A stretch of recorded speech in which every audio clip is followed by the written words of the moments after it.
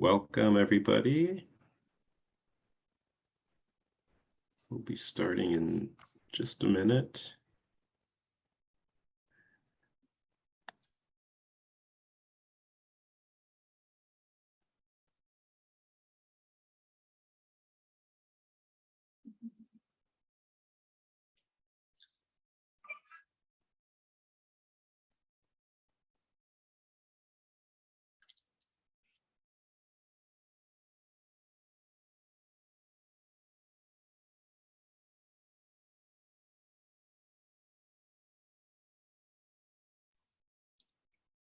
Welcome on behalf of Holocaust Museum LA. My name is Michael Morgenstern, and I'm an educator at the museum. And this afternoon, you have the honor and privilege of listening to Susanne Reyto, a Holocaust survivor from Hungary who will share her story with you. Afterwards, you will have the opportunity to ask questions. Before we begin, I would like to share a few words about the museum. Holocaust Museum LA was founded in the early 1960s by a group of Holocaust survivors who wanted to make sure the world would always remember and learn from this tragic history. In the early 1960s, the Holocaust had only ended about 15 years earlier, and most survivors were not yet willing to relive their trauma, largely because most people were not yet ready to listen to them.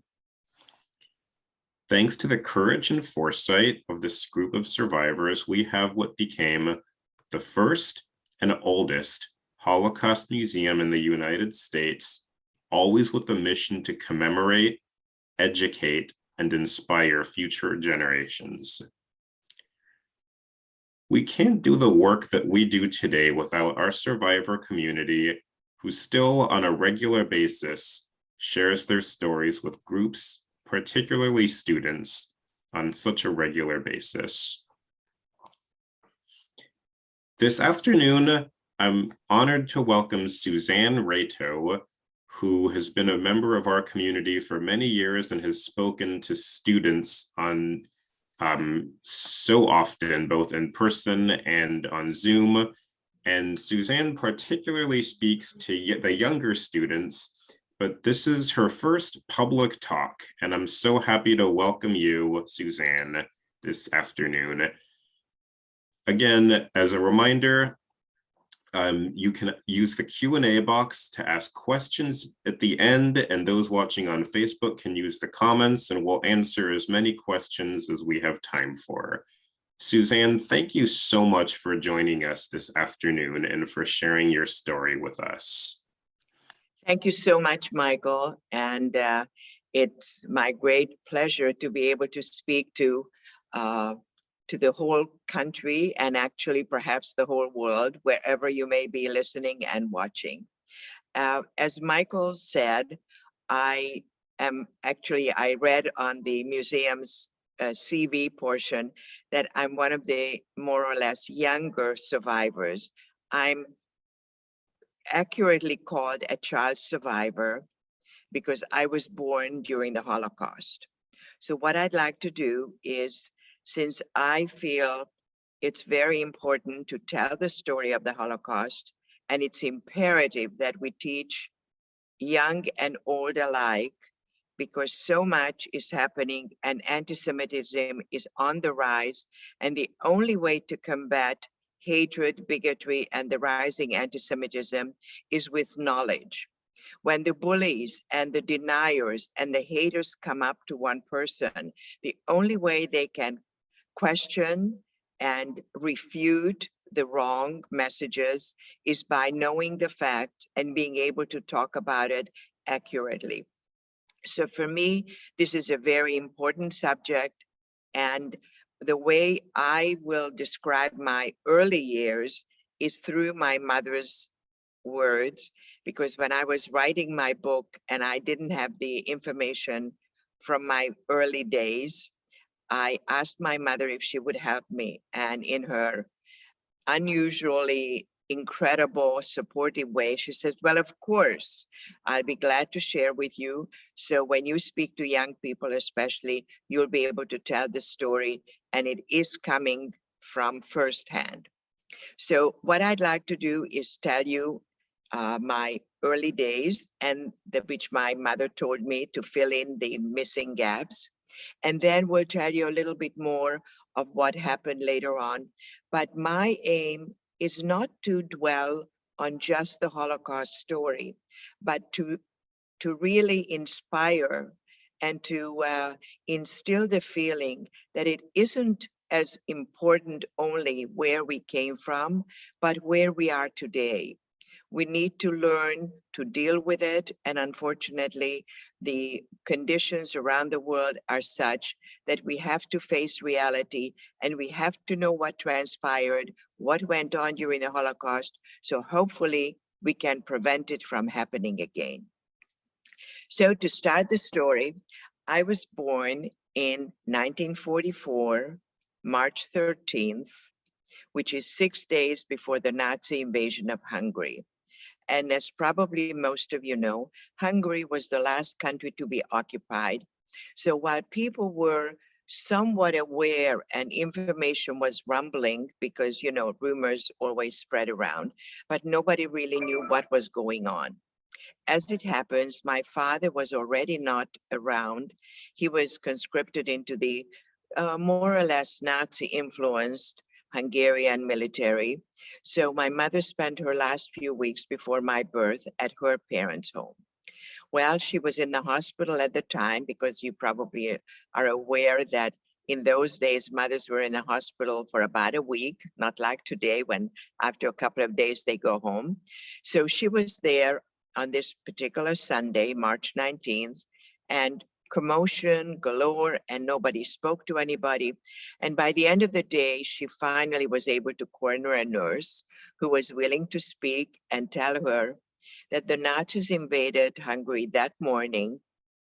And as if that wasn't enough, they established their headquarters on the grounds of the hospital. Well, you can imagine what a mother of a 6-day-old baby would think. Will we ever be able to get out of here? And if so, how? Well, moments later, as if an angel from heaven walked in, her incredible humanitarian doctor walked in and said, I know your circumstances. I've arranged for an ambulance to take you home to your parents tomorrow. And in addition to the ambulance, I arranged for a sign to be placed on the car, infectious disease. Well, I wish this would be not on Zoom, but in person, so I could really ask you, and probably some of you will realize what that meant. Nobody wanted to be near an infectious diseased person. So kind of the road opened up, and we were able to get to my grandparents without any gunfire and anything like that, because people just stayed away from us.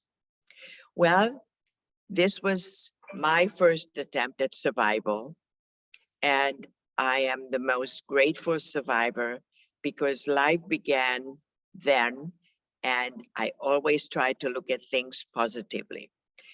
My mother arrived at her parents', and things were not easy and rosy, because nobody knew what really tomorrow will bring. Gunfire was going on, but other than that, nobody really knew what was happening. And food was in somewhat short supply, because it wasn't readily available. And going shopping was also almost like a job, because in those days we didn't have supermarkets, and we had to go to a different little shop for bakery goods, like a bakery, butcher, greengrocer, dairy store, and all of these. So going shopping was not easy. And sometimes people wondered whether it was worth going shopping or risk getting killed on the way by gunfire. Well, everybody managed to do whatever they could.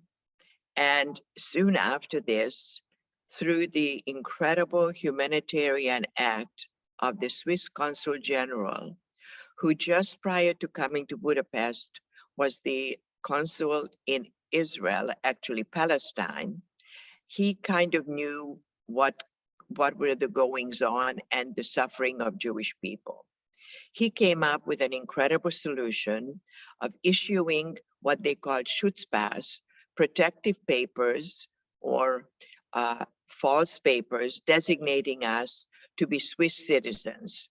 This was an amazing opportunity to have some safety for a while. And in addition to the Schutzpass, he also designated certain apartment buildings in a neighborhood called protected houses. These were designated by a yellow star, which said that the Jewish people were Swiss citizens. And when the Nazi hoodlums came to check up on us, my mother fortunately had the opportunity to show one of these papers. This provided some safety and security, but it was not easy because it was getting more and more difficult with more gunfire and more insecure feeling from the outside. Plus, many times we had to go down underground to the cellar, which was not really comfortable because it was used for storage of wood for winter, and it wasn't really good for living conditions. Even in summer, it was damp and wet and cold. So things were not easy, but it was a way to feel like you could help for some security and safety.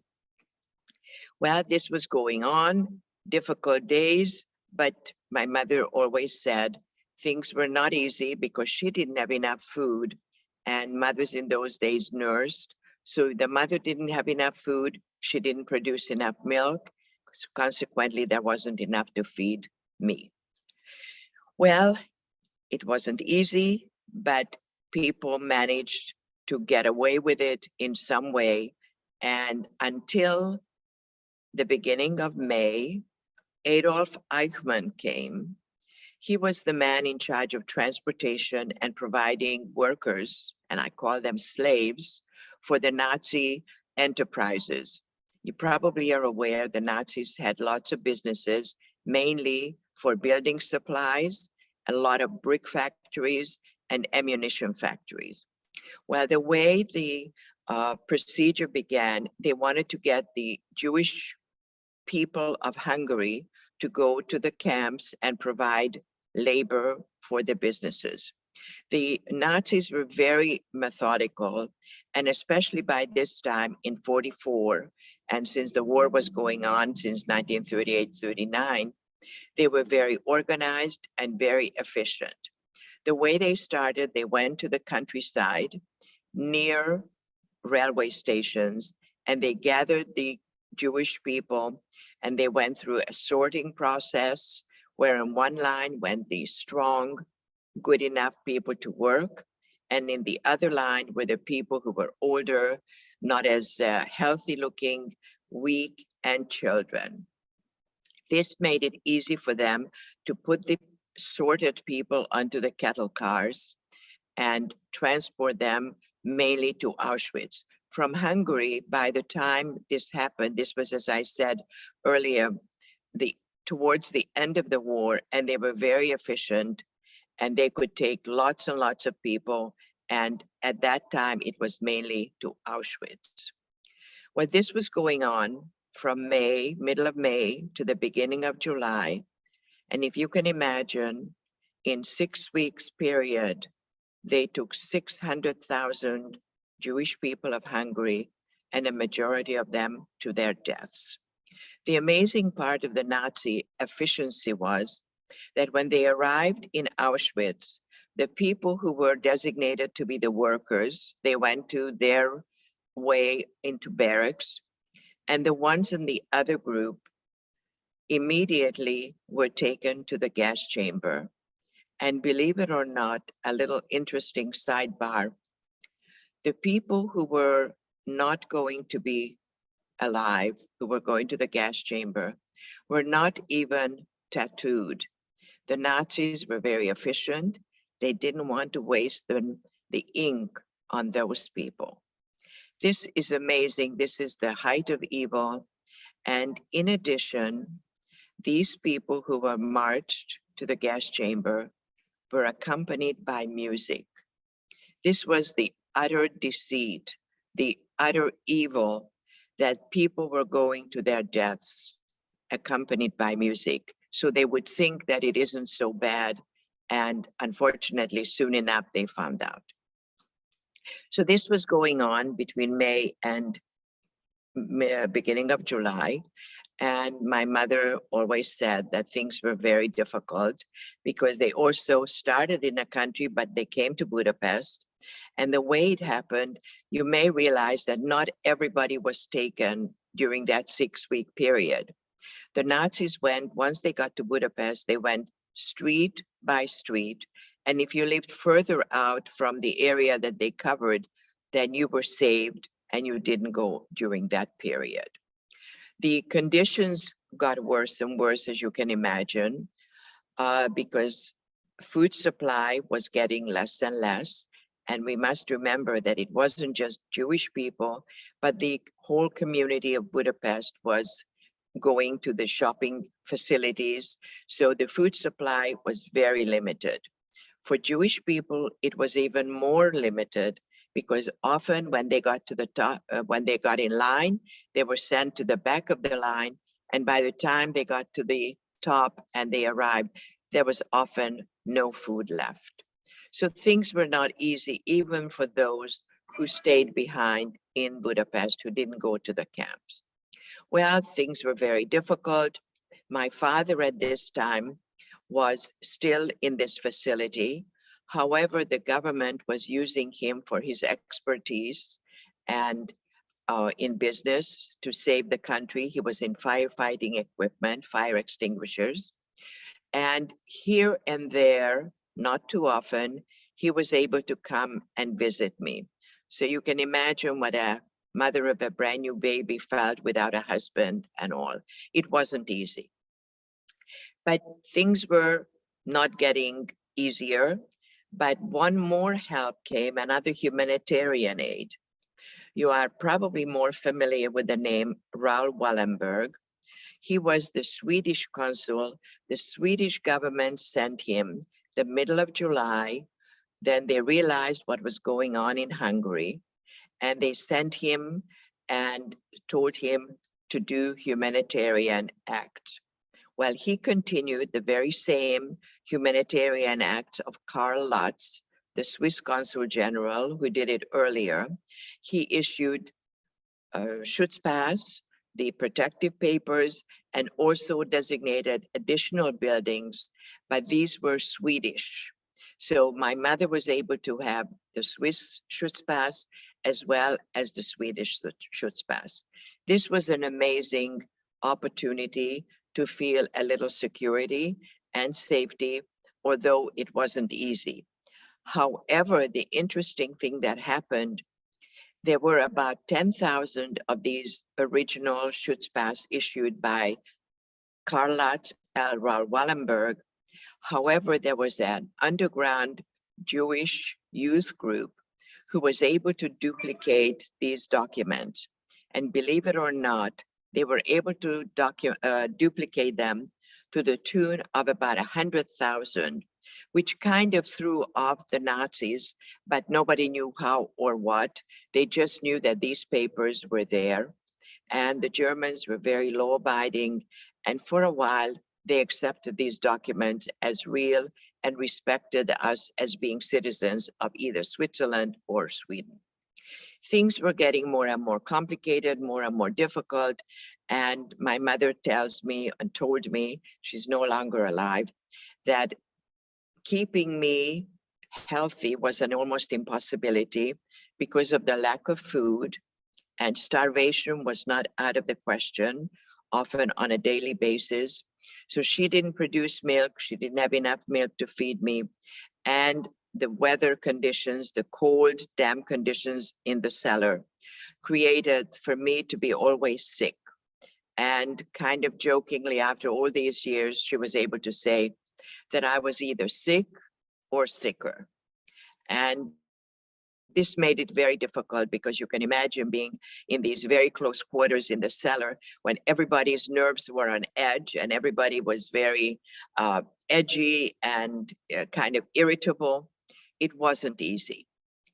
Things were getting difficult, but by now the bombs were also falling. It wasn't just gunfire, and people to get out and look for food were very reluctant, and it was a matter of priority. Should I try to get food, or should I risk perhaps getting killed? It was not easy. Well, a few months went by, and the beginning of October, Adolf Eichmann came back again.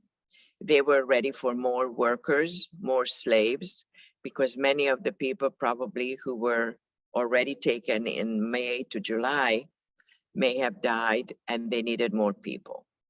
Now it was only in Budapest because the countryside was all cleared of Jewish people, and they had a call up to a soccer field in the middle of Budapest where everybody who was left there had to go and meet.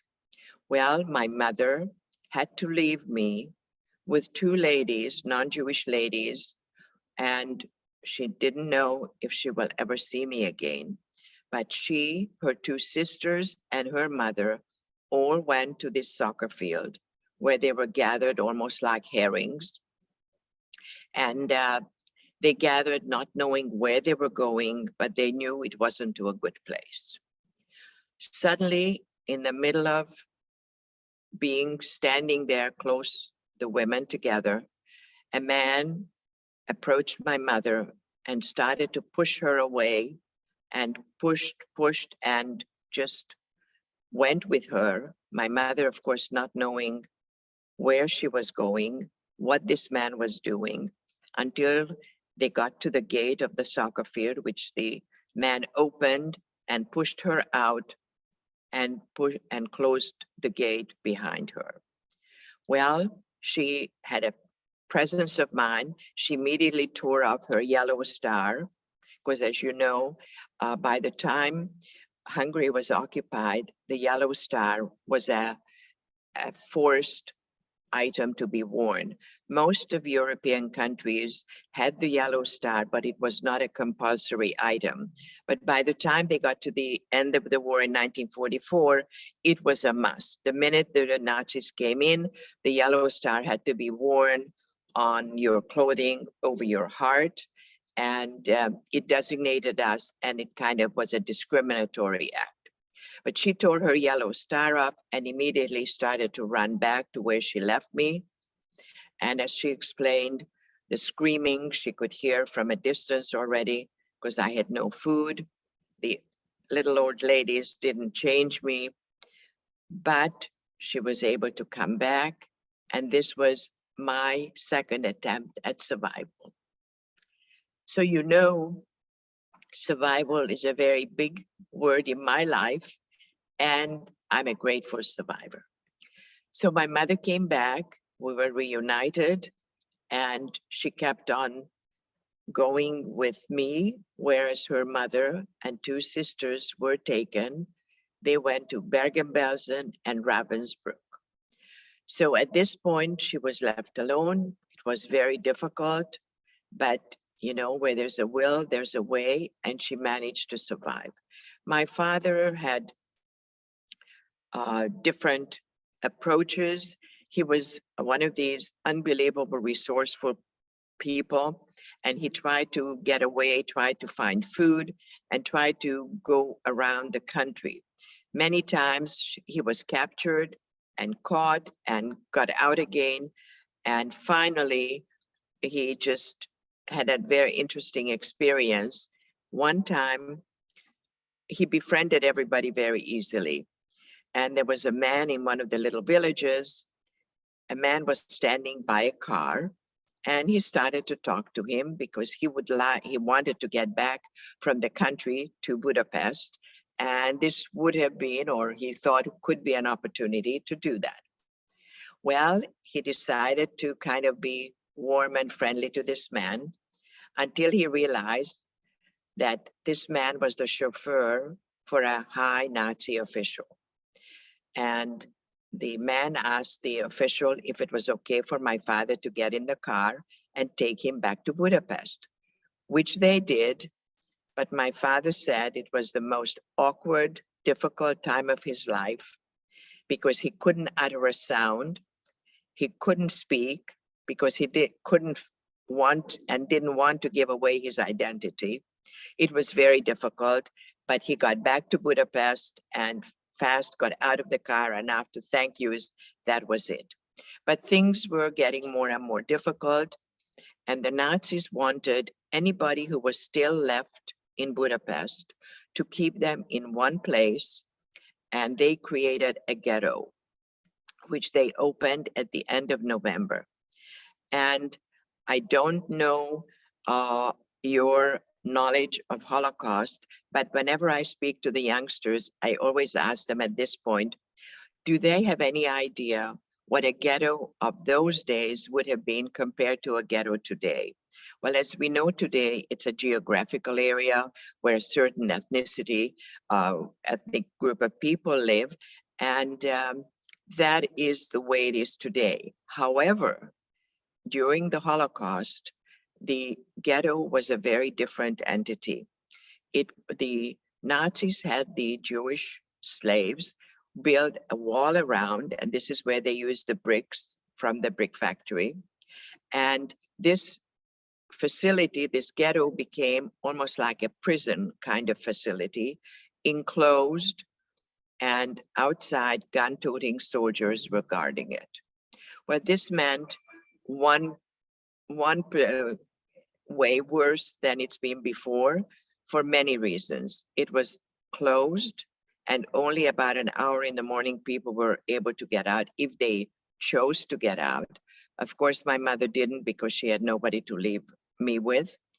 And it was a very, very difficult condition and almost no food. However, this was the end of November, and people didn't have any idea what was going on. And by this time, things got very much worse for my father even, and he decided to go back to his old factory and see what they can do.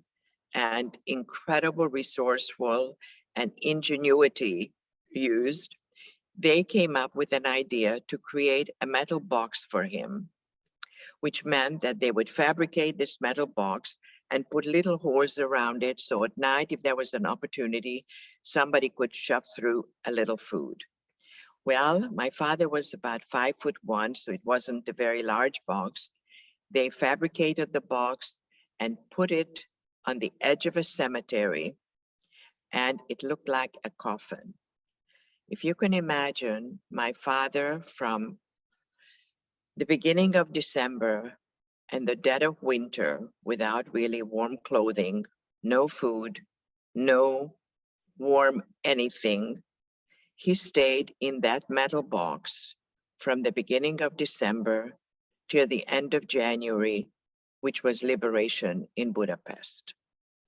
Well, these were the ways people managed to survive, because my father also felt where there's a will, there's a way, and he was determined to survive. Liberation at the end of January of 1945 was not an easy time. It was bittersweet for most people, because people who remained back in Budapest wondered whether their family members will return, and if so, when. That was a very difficult time. The public transportation was out of the question.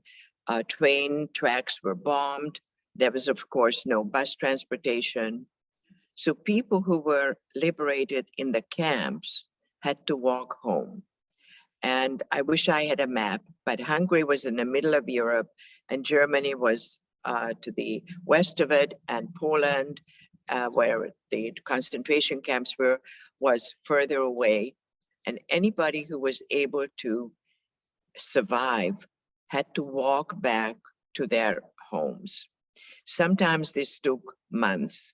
Like my grandmother and two aunts described, it took months for them to walk back, because they walked during the day, and at night they took shelter, and sometimes people gave them some food on the way in villages. And it took 3-4 months for them to get back. So during this period in Budapest, as I said, was very difficult, very problematic, and fearful. People were wondering who and when will they return. On the other side, though, from living condition, it was a little different, and prosperity began because people who were either there originally or were returning were beginning to recreate their lives that they left behind, and everybody was rebuilding their homes if they were able to get back into it, and all kinds of conditions. People were just glad to be back in the living quarters. Prosperity, as I said, set in, which allowed my parents to have the good fortune of the prosperity, because my father was able to reconnect with his business connections, and he was able to rebuild his business little by little. He was providing firefighting equipment, fire extinguishers for the government, including all public transportation and the military. So he was able to have a good life and provide a good life for us. We lived in a very comfortable way. And as I might tell you, when the Russians came in 1945 to liberate, and I didn't mention that it was a very difficult few weeks and months because the Russians came in, but the Germans didn't want to leave. They didn't just give up. So the Russians had to go street by street, house by house, actually building by building, because most people lived in apartment buildings, to get rid of the Nazis. And it took a while before that could clear up. The living conditions were difficult, and food supply began to get a little better, but it wasn't so easy. And the Russians, while they came in, they also wanted to stay. They didn't just want to liberate, they wanted to stay and stay in control. Well, that fortunately didn't happen then, but it didn't take very long for them to get to it. And excuse me, this was not intended. People were very fearful, but in 3 years after the liberation, in 1948, the Russians came back again. This was a very unusual situation because they already at that point established their coalitions and their strength, and socialism came into Hungary in 1948. As we all know, nothing is the same bad at the beginning as it is maybe 6 months later. So things were getting a little more difficult, and socialism, as you know, is the end of free enterprise. What happened then is perhaps a word that is more recently used. Nationalization came into being. Businesses were nationalized. Anybody who had a private enterprise, like my father, the government officials came in, took over, and kicked out the old owners. This was an incredible experience because the people who took over, the government representatives, didn't have a clue as to how to run their businesses. So very often the businesses were ran into the ground very soon, and businesses just fell apart. Immediately, the people of Hungary had to become employees of the government, and no more private enterprise. And things were very, very difficult because suddenly it was bad enough to manage to overcome the Nazi era. From 1945 to 1948, things were good. And suddenly, boom, back again to the difficult days. Well, as we all know, socialism begins, but communism is the next stage. And communism came in, which made life very difficult. And I don't want to belabor because I want to be sure we leave enough time for Q&A. And I think the communism took over, which made life very, very difficult. However, there was a period in 48 a lot of people realized they would like to leave the country because they didn't know what the tomorrow would bring. And the borders were porous, and quite a few people were able to leave, including my mother's sister and brother, who got out and went to the West. They were in Austria and eventually went to Australia.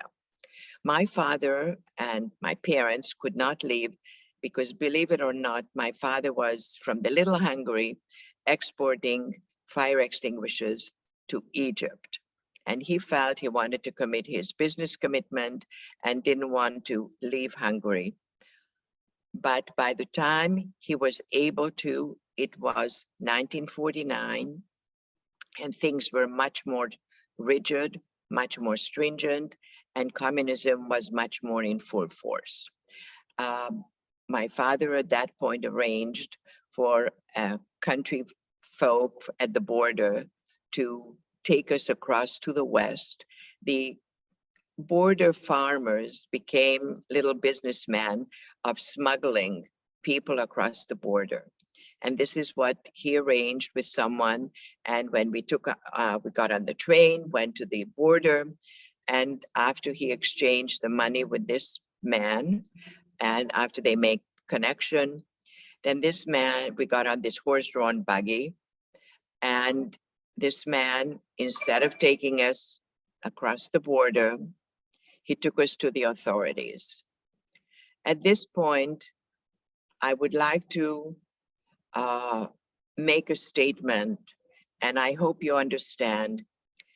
This man probably didn't want to do us harm, but he was forced to. He was in a position, he may have done a lot of smugglings before, and the government realized and came down on him and said, the next group you bring to us.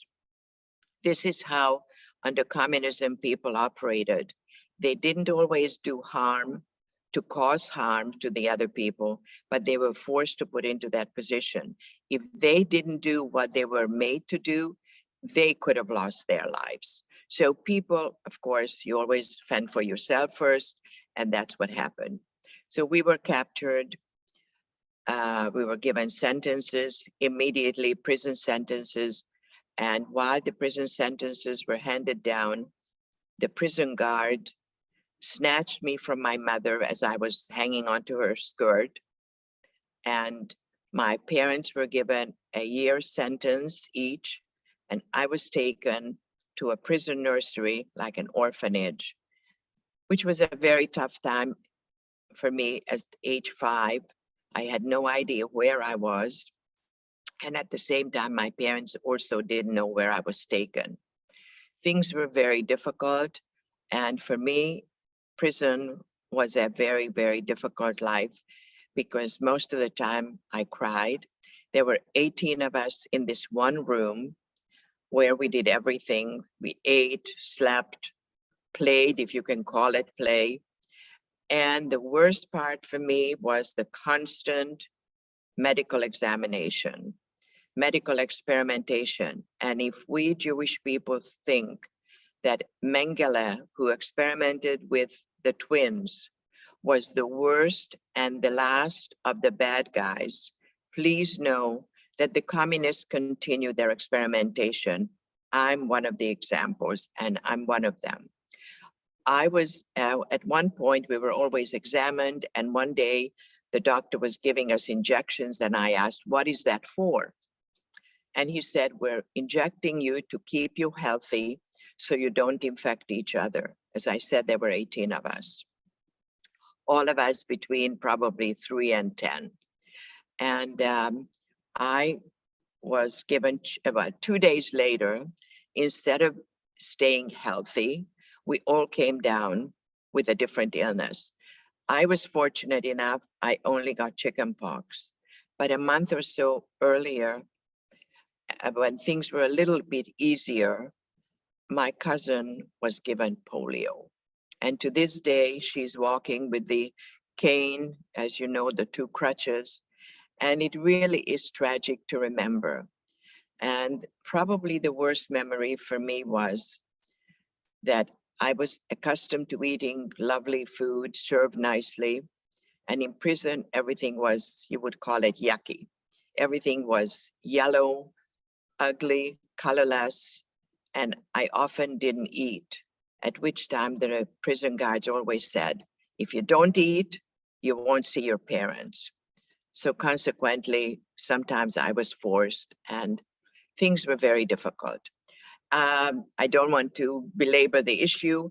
After a year, we were reunited, and fortunately, everything was, at least we were together, and everything was a lot better than before. My parents and I were together. However, that good period also didn't last very long, only about 5 months. In 1951 May, the Hungarian government came down with an edict whereby they needed the future politicians to be groomed, and they brought them up from the country, but there were no apartment facilities for them. So what they did, they had people like us displaced. We were taken to the countryside, and the farmer folks were brought up to the city to live in our beautiful homes. Well, that was a pretty horrible time in our lives. It lasted 29 months. And believe it or not, there were only about 5,000 people who were affected in this very ugly way. And we were together with either the former military, the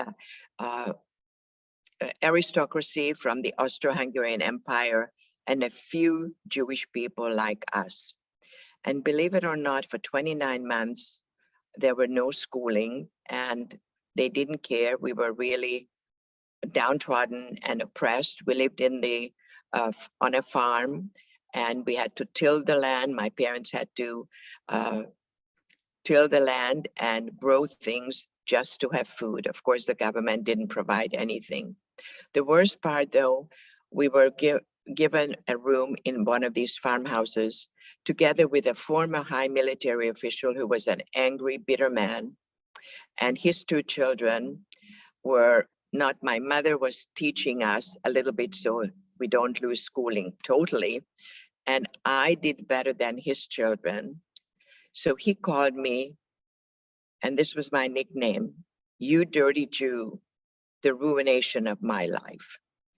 So even after, years after the Nazi era, the dirty Jew business still continued. It didn't just stop then. Well, finally, 29 months later, we were released, and we were able to go back, not to the city because we were not trusted. They didn't want us to corrupt people. We lived in Budapest, hiding at my grandparents', and we had an official residence on the outskirts of Budapest.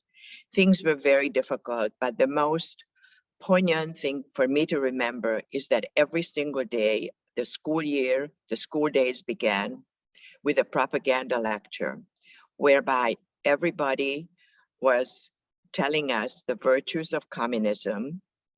And the last word every morning was, if you find that you go home, kids, and you hear differently than what we tell you, please come and tell us so we can find a way to make sure to let your parents know the right things. Well, this was a very difficult time in my life because I was living more or less a double life. I always listened to my parents, and I had to face the facts at school. And I knew that my parents wanted better for me than what they were telling me at school. And unfortunately, there were others who did not believe in the parents, and they went, little kids don't know, and they went and told on the parents. And sometimes the parents were captured. Some of them were indoctrinated by whatever, and there were others who were taken and never returned. So during those days, I learned to live a double life. And to this day, I'm an amazing secret keeper. If you tell me, I will never let anybody know, because my parents always said, we want the best for you, and listen to us. Whatever they tell you is a different story. Well, with making it short, finally, in 1956, there was a revolution in Hungary. And through trials and tribulations, we were able to get a passport, and we also left Hungary, believe it or not, in 1957 on March 19th. So it was a memorable day. And we went to Austria, and from there, we went to Australia, from Austria to Australia, where my aunt and uncle were able to sponsor us. As you know, to immigrate, you needed a sponsor. We could never come here. And we went to Australia. We lived there. I grew up there. I came here after I graduated from school and eventually met my husband in Cleveland. He was in the US Navy, and we got married. We lived on Guam. He was in the very early part of the Vietnam War in March of 1964. And we lived on Guam. And after he got out of the Navy, we got out. He established a dental practice, and we've lived in Los Angeles ever since. And at this point, I would just like to close and tell you that I not only appreciate my background, because my parents always said, don't let the bad things ruin you or weaken you. Let it be a strengthener. And I always face life in a positive way. And being married to a dentist, being with a smile is very important, as you can imagine.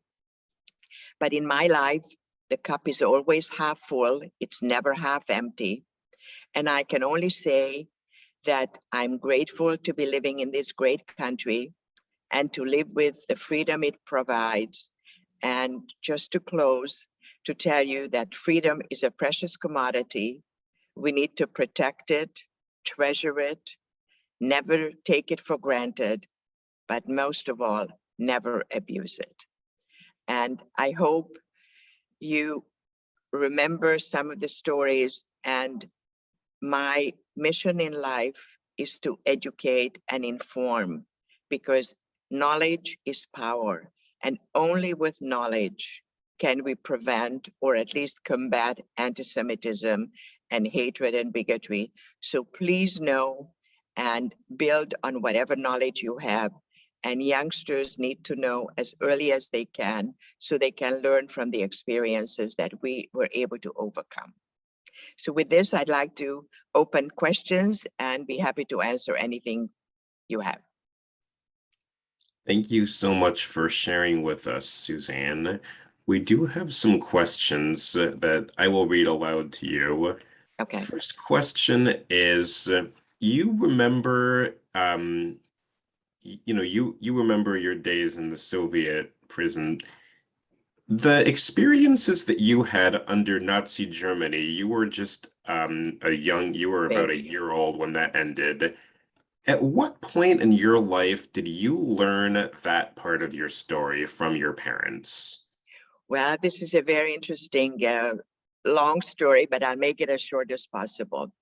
My grandson, we were visiting my daughter and son-in-law, and my grandson came home and told us that he just finished studying Anne Frank's diary. And not really knowing much about my history, he said, would I like to speak to his class in 8th grade? And of course, I said, how exciting, a grandchild asked grandma to speak to his class. I jumped with joy and I said, you arrange it and I'll be there. But unfortunately, I didn't know the very early days of my life. And I had to ask my mother to fill in because I didn't want to go to the kids and not have the information. At first, I had great trepidations because I didn't know how my mother would respond to open up her closed wounds.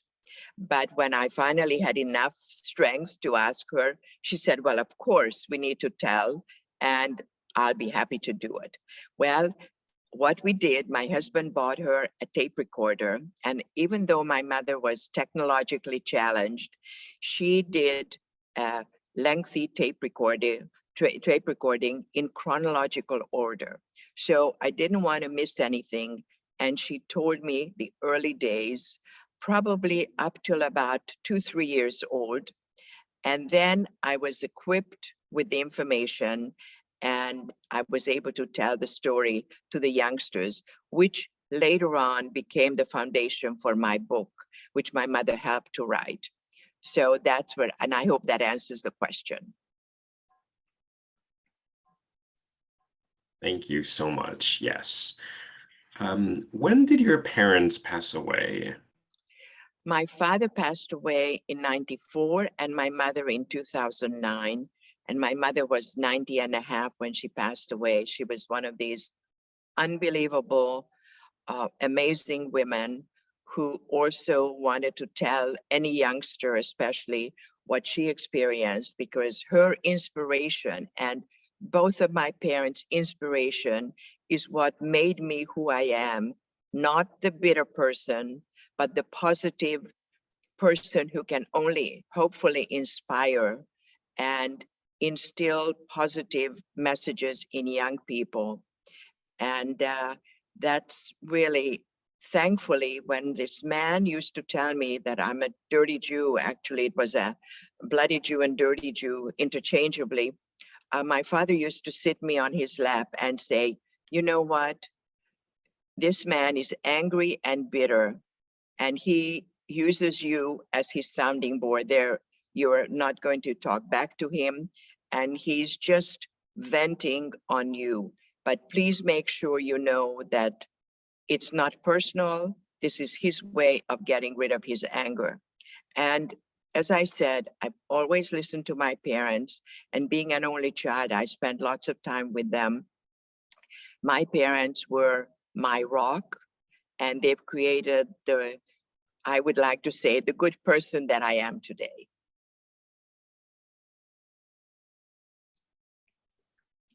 Thank you so much for sharing. You mentioned Karl Lutz. Do you know if your parents personally met him?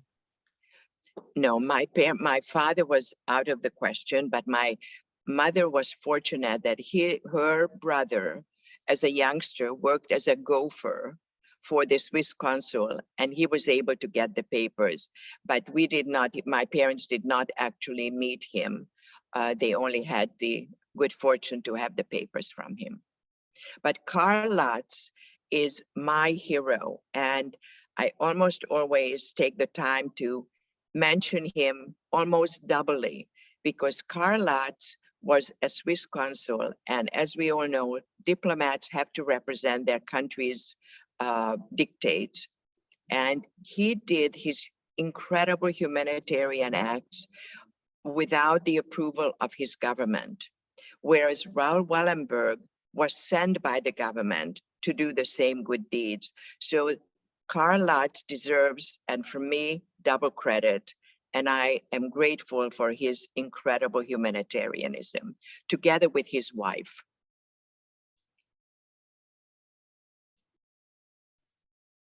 Thank you very much.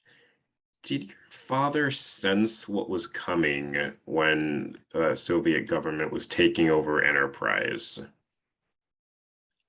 I'm sorry, just to describe that a little bit.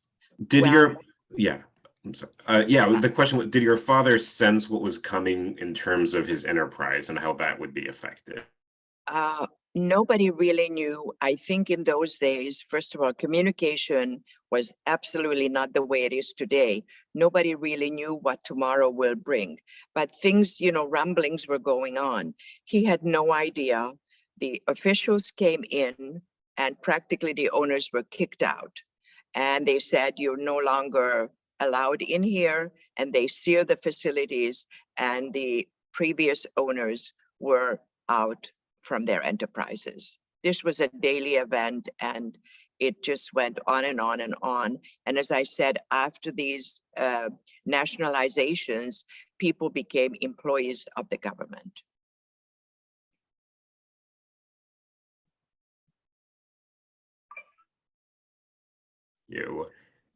Did your father live in the coffin only at night? No, he never got out of the box.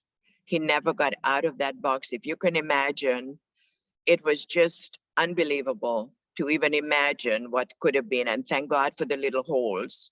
But he lived in it. It was a fairly closed box, and sometimes people went and pushed food at night, and he was able to get things out of there as well. But no, he stayed in that box solid. It's hard to believe how somebody can endure that. Did he ever talk to you about that later in life? He did, as a matter of fact, he typed a page or two of his life, and some of these details came out from that. And I think it was probably the beginning of the time when people were able to talk about it. As we all know, it takes many, many years before the rawness of the wound is able to be healed enough to literally talk about it. So people didn't really talk very much. And I think many people don't even understand because they feel their parents didn't tell anything. But it really is important to know that it takes a long time for people to be able to talk about it. It's very hurtful and it's difficult. If you asked me 15 years ago to speak about it, it would have been very difficult for me to do it. Even today, when I do this more than once or twice a week, it gets a little more difficult and hard to handle. So talking about these experiences was not easy, and not everybody could do it.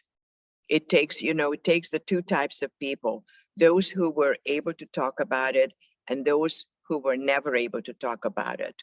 And it's kind of a balancing act, who was able to talk just enough to let know and not overdo it.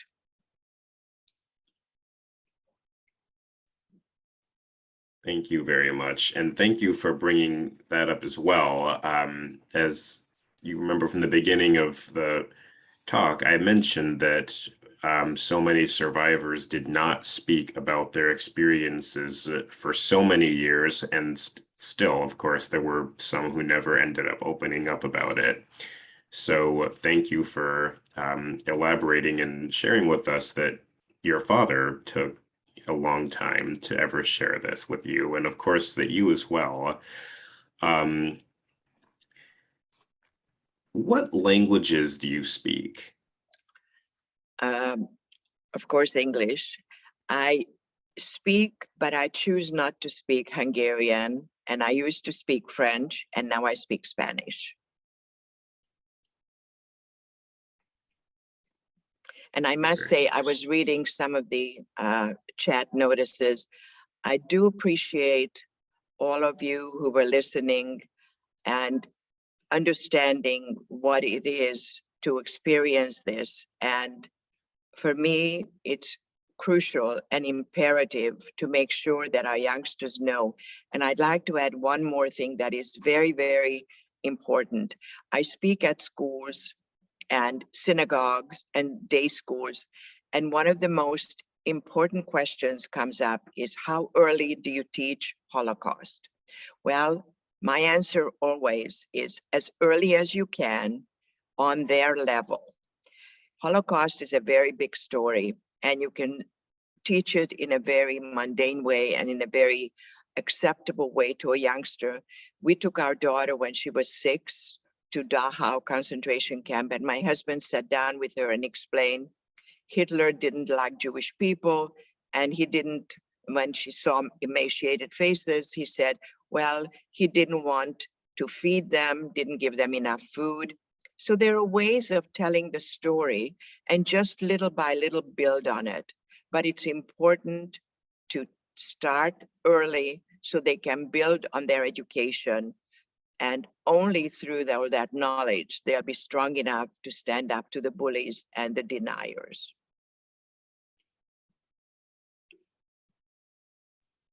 Thank you so much for sharing that. Did your family ever return to Hungary? My parents did at a later date. After they came here, after we lived in Australia, they came here after I became a citizen, and they did go back. And it was bittersweet because my father's fire extinguishers, believe it or not, were still on the public transportation 30 years ago. And it was kind of a strange thing, but my parents have always instilled in me, and I think they lived their words. They went back to Hungary to visit, and they just put everything in the back of their mind, and they wanted to see what it's like now after years later. And I think they went there to visit as another country, not necessarily as the place of their birth. Personally, for me, I choose not to speak Hungarian because I had so much bad, but if I'm forced, I can carry on a conversation. And I went back as well. And even my husband, who started dental school in Hungary, and he was invited to speak there. And we went back, but again, we go there as a country to visit, not necessarily as our country of birth.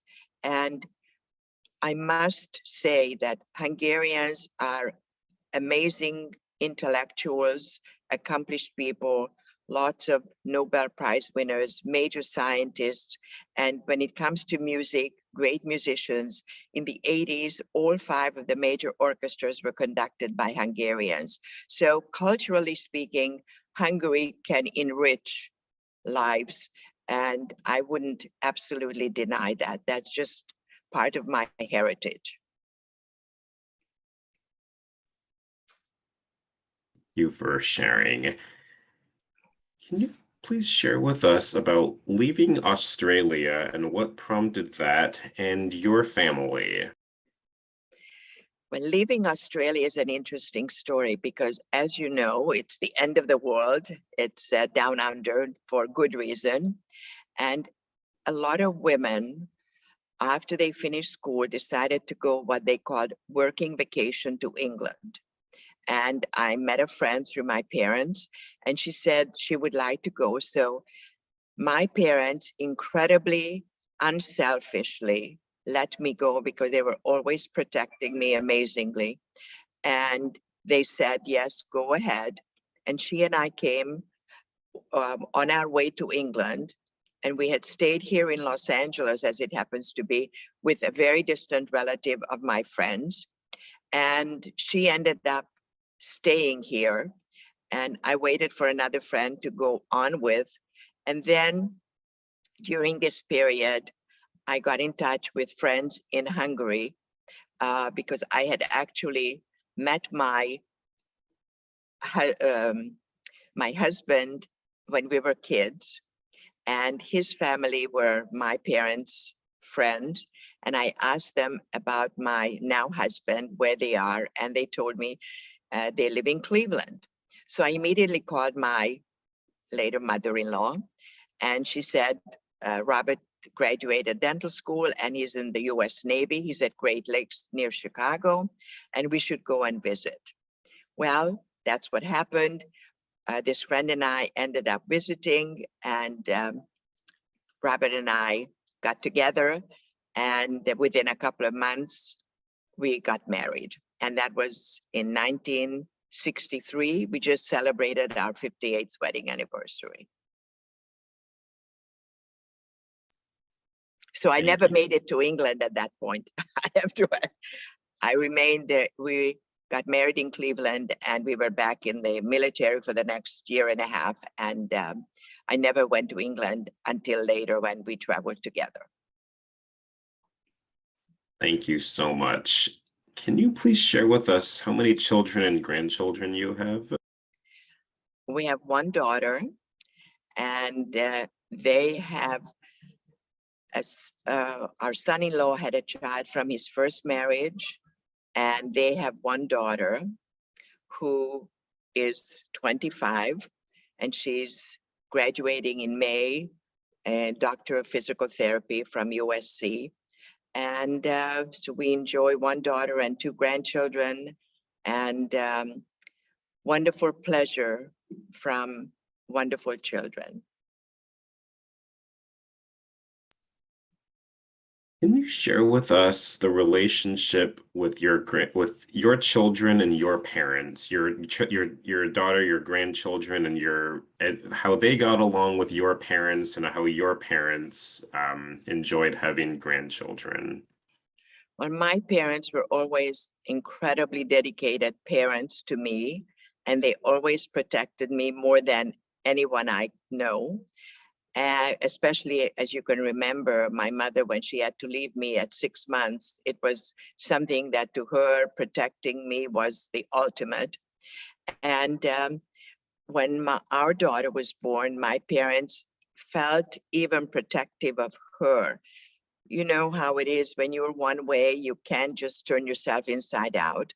But my parents and daughter had a wonderful relationship, so much so that at one point when she was about 15, she decided to learn some Hungarian so she could speak Hungarian to my parents, although my parents spoke English. But I guess that was one way to say nice things, without having to say the words. And when our granddaughter was born, it was the greatest joy for my mother, and she enjoyed our granddaughter immensely. She was an adorable young lady, and she's now a wonderful young adult as well.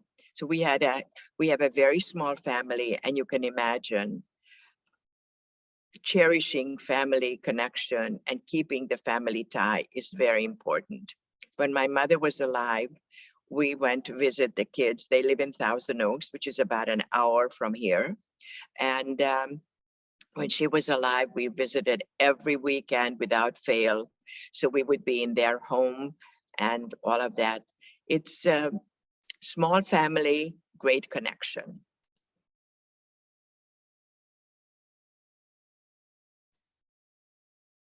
Thank you very much.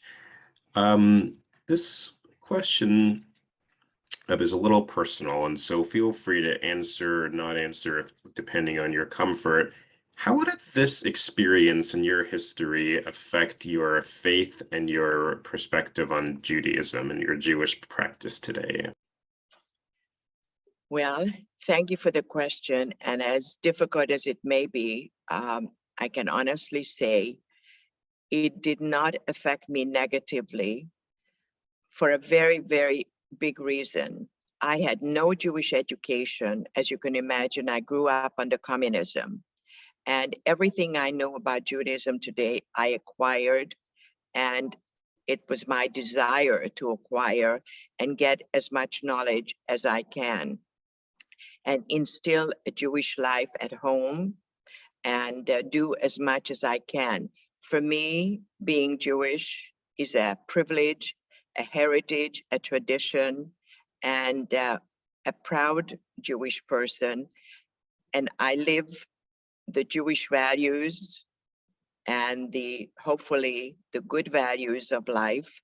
And I try to instill that in our daughter, and the same even in our granddaughter.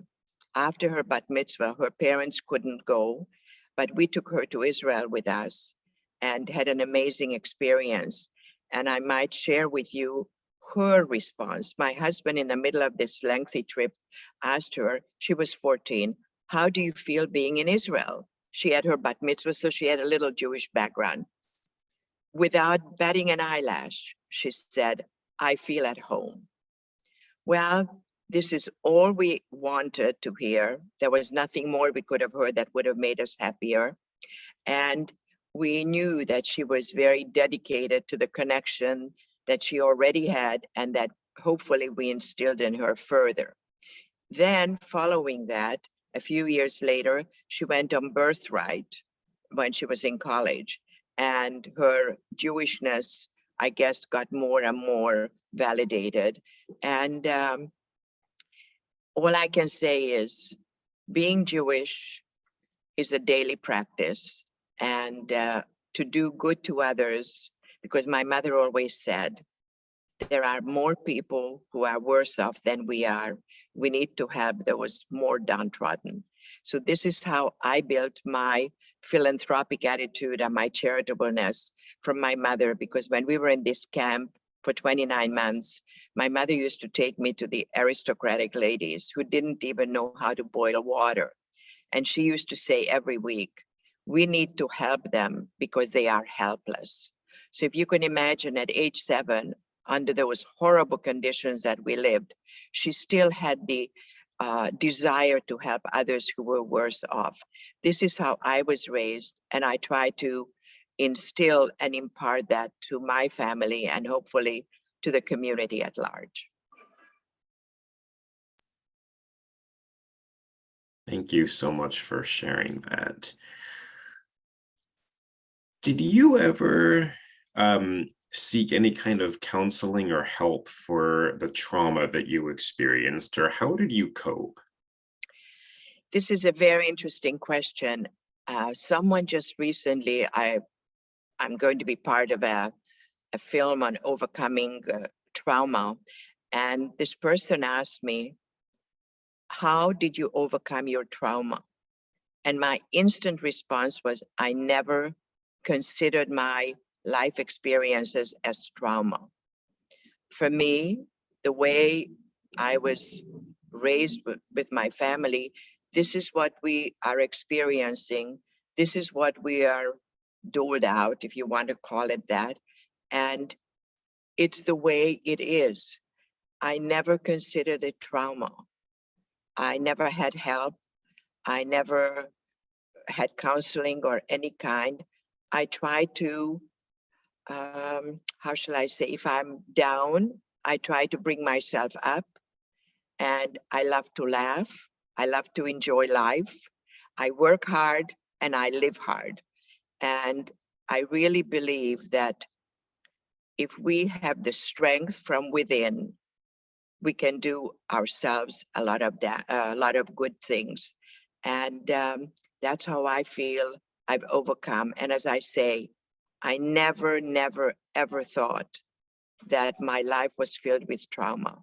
It was difficulties and hardship, but I never called it trauma. Maybe someone else would call it that, but I never called it, or my parents never called it. Thank you so much for that answer. We have so many people typing in the chat, thanking you for sharing with us your resilience, your family's resilience, your wisdom. Somebody said, I have learned so much to incorporate into my own life. Another person said, I have tears of joy at your attitude and resilience and wisdom. We need more people like you. Well, I thank you very much, but I'd like to show you, I have 2 books, one called Pursuit of Freedom and the other one, Destination Freedom. The Destination Freedom is the newer one, and it speaks to youngsters directly, because I feel it's important for the youngsters to know and to get it firsthand. So if anybody would like to go on destinationfreedom.net, the book is available on Amazon, and I'm inspired and I'm humbled by all these comments, and thank you. My life worth is measured and answered by all your good feelings. Thank you. Thank you so much for everything that you do for our community and for our future generations. And I wanted to conclude by asking you, as I mentioned, you speak so often to our young student groups, but you're speaking today to general public. So what is something that you would like everyone to take away from learning your story? That it is our responsibility to teach our youngsters and our neighbors, for that matter, because there are plenty of people who don't know what we've experienced, and it is our duty, our obligation to do whatever we can, because especially I appreciate the museums giving the opportunity to speak, because once we are gone, there is no more first generation storytelling. And the most important thing to learn is the knowledge and information, and coming from us who've experienced it. And according to the experts, Holocaust education is the most important way to combat hatred, bigotry, and anti-Semitism. So it is our duty and responsibility, whether we are survivors or not. Jewish people need to be able to tell the story of the Jewish people. After all, we've managed to overcome unbelievable odds, and we are flourishing. And we are a major contributor to humanity and the sciences and culture and medicine and music. So we Jewish people need to instill that in our next generations. Whether you're a survivor or not, take it upon yourself to please tell the stories and make sure people know not all the ugly things that we are blamed for, but all the things that we have brought to the world and that we've contributed. All the wonderful things like voice messaging and all the different things, the pill cam, the wonderful contributions of Israel and the Jewish people. And we need to promote the positive and not allow the negative to take over. Thank you so much again, as I said, not just for sharing with us this afternoon, but for all the times that you shared this story and this message with young students. You make such a difference in our community and for our future by sharing that with the younger generations on a regular basis. And I'm so happy that you did a public talk today so that our community had a chance to listen to your story and to your message. Thank you so much, Susanne, for everything that you do for us, our community, and for our museum. Thank you, Michael, and thank you for the opportunity to tell my story, and hopefully it inspires others to do the same and to teach more so we can have a better world. Thank you again for everything. Thank you so much. We hope to welcome everybody to the museum in person at some point. You can visit our website for information on how to reserve a space to come visit. And of course, please stay tuned for our virtual programs. We do have survivor talks every Thursday at 11 o'clock. Next week, we have Leah Redziner, a Holocaust survivor from the Netherlands, who will share her story. Thank you so much. Wishing everybody a happy, healthy, and safe weekend. And thank you again so much, Susanne. Thank you. Thank you very much.